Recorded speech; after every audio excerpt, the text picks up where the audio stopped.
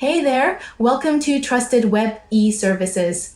In today's video, we will walk through how to find the conversion rate, also known as the key event rate in Google Analytics 4. Let's jump right in. First, head over to your GA4 property and navigate to Reports. Under the Acquisition section, select Traffic Acquisition.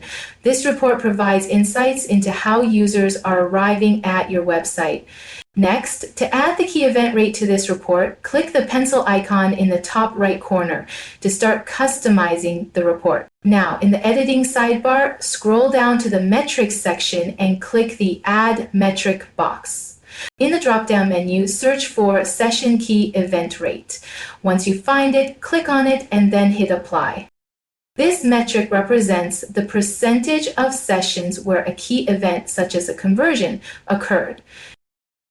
Finally, click the Save button and choose Save Changes to Current Report. Then hit Save again to finalize your edits. And that's it. You've successfully added the conversion rate or key event rate to your traffic acquisition reports in GA4. Thanks for watching. If you found this video helpful, make sure to like, share, and subscribe to Trusted Web eServices for more actionable tutorials.